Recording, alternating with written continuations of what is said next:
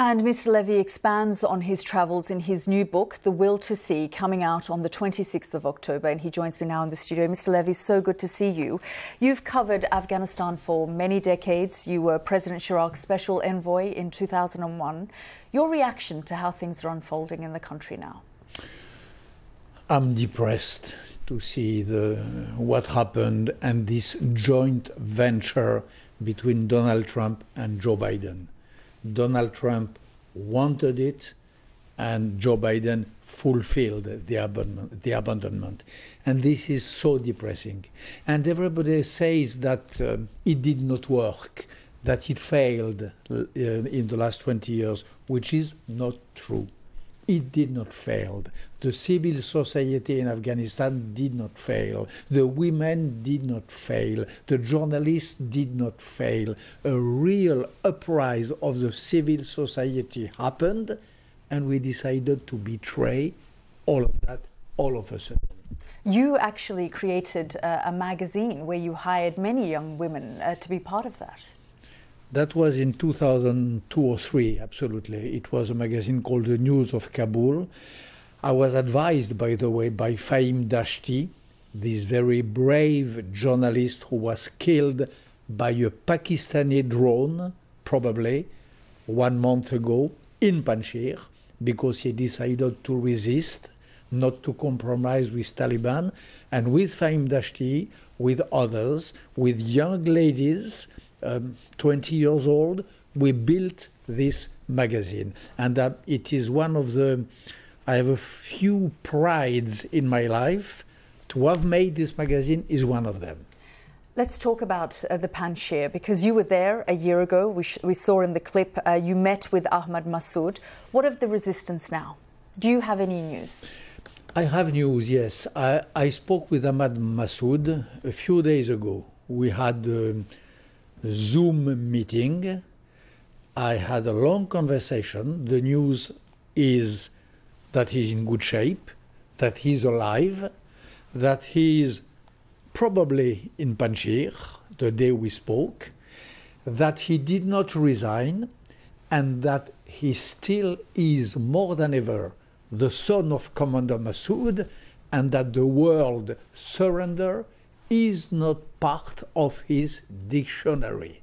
He told me that on August 16, and he told me that again 3 days ago. Surrender is not in our family's vocabulary. This is his state of mind. But do they have any support, international support, at this point in time? I hope they have the support of my country, of France. I know that it is the position of my president, who considers Massoud as a friend of France. Macron considers that France has a debt toward the family because of Ahmed Shah Massoud 20 years ago, invited to Paris, then to Strasbourg for European Parliament. So we, France, have a debt toward this family, the Panjshir and the Free Afghans. We have a president who is conscious of this debt, and I hope he fulfills the debt. So you're saying that President Macron would be interested in supporting this resistance? You know, we are the country of General de Gaulle in France, and we know how a country can be under the boot of fascists, but that it is enough if you have a few free souls who go even away, even out of the country, bringing with them the flame and the spirit of the free country. It is enough to make it alive. And this is what is happening with Massoud and Amrullah Saleh and the fighters of Panjshir. They brought with them the flame of free Afghanistan, the flame of the young ladies going in the street of Herat and Kandahar, defying the stupid Taliban butchers.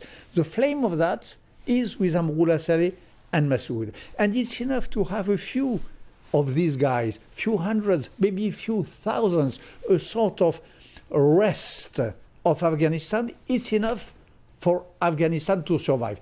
In France and you in UK, we know that this can functionate.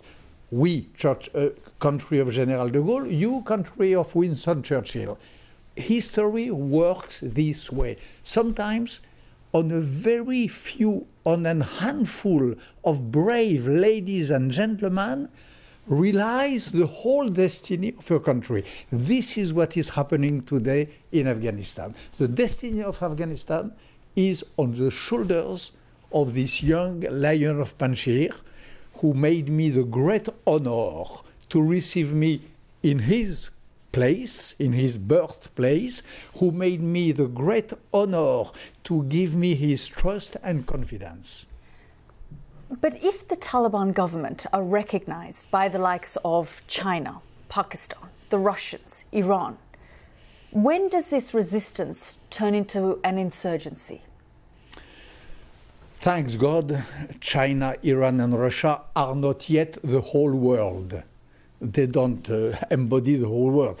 We have this country, of course, but there is still some democracies, and I do hope that these democracies will not accept and recognize the Talibans. A few days ago, the Talibans wanted to go to the UN, to the General Assembly, to deliver their speech. Maybe they wanted also the Nobel Prize of comedy or of whatever.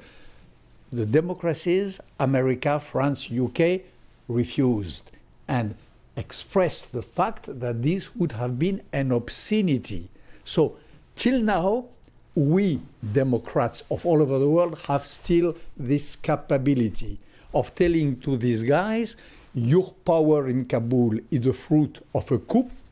It is illegal. It is illegitimate. The legitimate power in Afghanistan is in the hands of Mr. Saleh and Mr. Massoud. We still have this power, and I pray that the democratic country will pursue and keep on this line for as long as possible, which means till the moment when the resistance, the non-obedience of the civils of Afghanistan will prevail, because this Taliban government will collapse. You think they won't last? They don't know how to govern. They are divided between factions.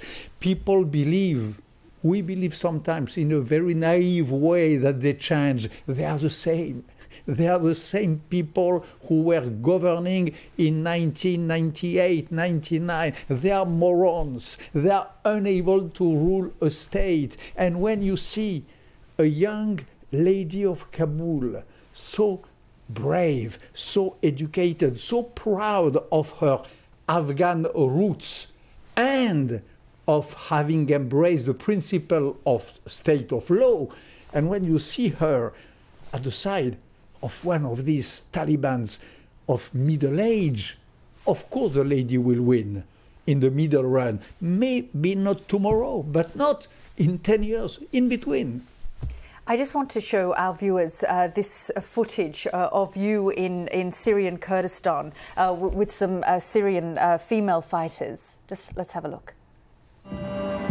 Je veux saluer ces femmes pour qui l'égalité avec les hommes, le féminisme, se vivent les armes à la main.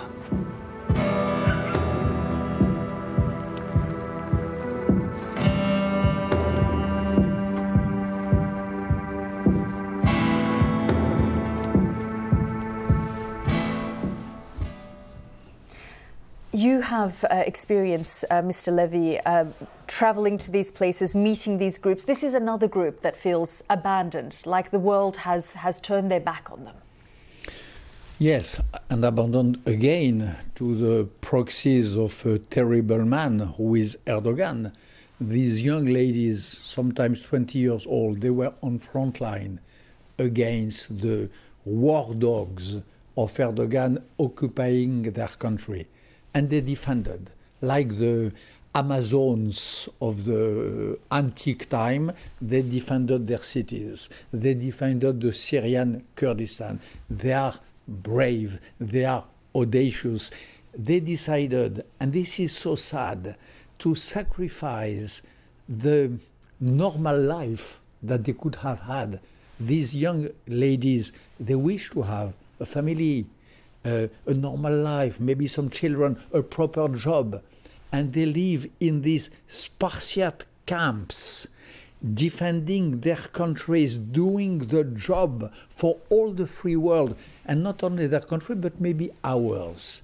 If we don't have more terrorism in UK or in France, it is thanks to these sentinels of freedom, who are these young ladies and the Peshmerga of the Iraqi Kurdistan. We should thank them, we should bless them, and in place of that, we betray them and we abandon them. And it is true that I wrote this book and I made this film because I was revolted by this betrayal, because I believe that nothing is worse for a democrat than to have on his hands the blood of his allies, of his sisters and brothers in arms. These ladies, they are our brothers in arms. They fight terrorism, they fight extremism, they fight obscurantism with us, for us, at our side. And all of a sudden, Mr. Trump yesterday, Mr. Biden today, Mr. Boris Johnson, Mr. Macron, everywhere, everyone decides to get away and to leave them alone and to drop them in an endless black hole. This is disgusting. And this is a principle of this book and this film for me. And that book, The Will to See, comes out in October the 26th. Thank you very much, Mr. Lévy, for joining us. Thank you very much.